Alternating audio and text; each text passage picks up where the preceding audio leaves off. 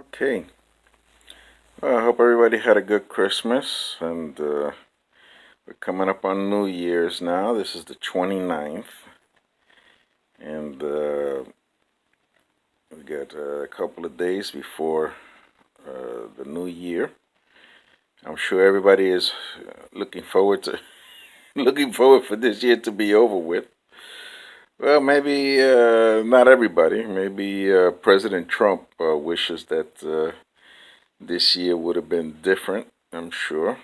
Who would have thought that this election would have been determined by faulty machines, huh? Machines that and fraud, voter fraud. Those two things.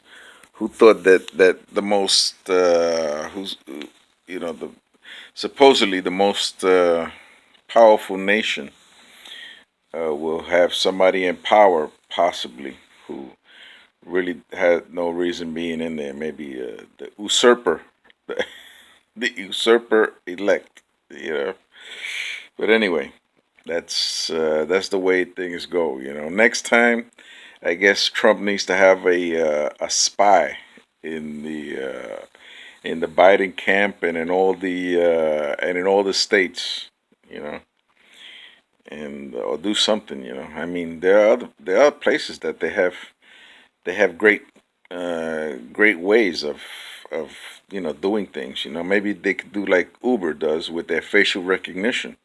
I mean, I know sometimes I can't even drive because the facial recognition doesn't recognize me. So I don't know, man. Is if I frown, I won't get. I have to actually smile because I guess when I took my first picture, I guess I was smiling or something. So you need to you gotta get technologically more advanced. I guess is what you gotta say there. So let's do some facial recognition. Let's do that thing with staining the fingers. I see some countries that they actually stain your fingers, and that doesn't come off like for a couple of days. So maybe they might do that. But the facial recognition, I think, would be okay. I mean, it's about time that we have something like that. And just use like old IBM cards or something. Where where it could be and all these other mail-in things, all these mail-in ballots. I don't know, man. As far as that's concerned, that's gonna be I don't know how they're gonna do that. I think you should have a good reason to do a mail-in ballot. You know, I don't think mail-in ballots. I don't know when they started. But I think that you better have a good reason to do a mail-in ballot. I don't think a mail-in ballot is justified. I mean, if you can get out the house, yeah, you need a doctor's note. There you go. You need a doctor's note to get a mail-in ballot. How does that? I can just see the Democrats right now. Oh, you might gotta be kidding. That's discrimination. How about if you can't get to a doctor? Come on now. If you can't get to a doctor, who are you, man? I mean, really. I mean, everybody can get to a doctor. I think, man. There's always a clinic, somewhere, that you can go visit, or you can go to Tampa General Hospital, the county hospital. There's always a county hospital that'll take you. So there's that. What else was in the news? I was looking and it said that there was $16 tolls going into the Holland Tunnel, and they're not going to accept cash anymore.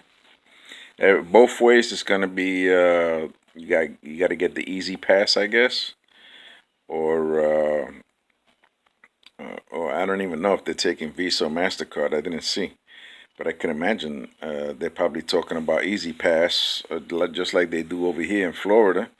And if not, the take a picture of your license plate and send you what the toll was plus 250 for just to send out the mail. Just to send you a picture of the license plate, to your address, which maybe cost not even 50 cents, but they're gonna charge you 250 for it. That's why I stopped when I was working Uber. People would say, "No, we gotta take the toll road. It's a little bit faster." And I'd be like, "Yeah, but they're charging you 250 to do that. If you give me 250 extra, yeah, we'll do that." And then I got the easy pass, and it was okay. But I still don't like it because sometimes Uber, you had to fight them just to get that, just to get that. I mean, I remember one time they had some kind of parade going around, and on Bayshore or something, they had some kind of parade going on, and they had I think it was Gasparilla, something like that. Anyway, but they had a parade, so really the streets was nowhere to go, on the streets in any of that area. So I took the crosstown, and even the crosstown had like a whole mess of exits that were closed because of the parade. So I had to go up a couple of exits, and then get off and then double back. And Uber didn't want to pay me because they said that I took the long route going around. And I was like, really, man? And I told them, I said, look, man, there's a parade going on, and I think they paid it, but I really hated that part of driving with Uber. Why should you you know have to be fighting for your tolls and stuff like that? I mean, they should. That their system was pretty good. Don't get me wrong, man. I mean, except for the tolls. You had to be on top of them for the tolls. And or what else? So I saw that it was $16 on us. When I left New York back in '95, the tolls were like $3. Now it's $16. Wow. And it looked deserted too. It's like nobody was. They actually showed a picture of the Holland Tunnel, the entrance to the Holland Tunnel. I never seen it empty. I get well, no, New York is like a ghost town now, man. With the way De Blasio and Cuomo have it, it's like a ghost town. And you would think that uh, that with their extreme measures, you would think that it would be uh, that it would be free of coronavirus or any other virus. But that's not the case. That's not the case. I mean, this coronavirus is and now they got a new strain that's supposed to be even more contagious. Hopefully, I can get the vaccine soon. I think they're up to like 2 million vaccines that have already been given out. So and as far as I know, only one doctor has said that they had a bad reaction to it, and he was allergic to something. I think like shellfish or something. I don't know. But that's kind of weird. I mean, it's only his word, though. And we have. Do I trust doctors nowadays? Not if I don't. Not if I can help it. I don't, a lot of these doctors have become politicians. And the politicians think they're doctors. How's that? You know. So that's kind of weird. And well, I haven't been able to do any more nails or anything like that. And that's kind of weird. I mean, there was a lady from my class. She had she had asked me. She said, "Have you finished your services?" And I said, "No, I haven't finished my services. I did it. I still have to do some manicures and pedicures and uh, trying to work out with forms and using acrylics and all that good stuff. I tried to do it. I tried to do some extension nails. Putting it on my left hand. Trying to put some extension nails there. And as I was putting it on with some glue, actually had the the glued the glued part actually had fell on my chest. But that thing is, that nail glue is almost like crazy glue, really. I mean, for all intended purposes, as they say.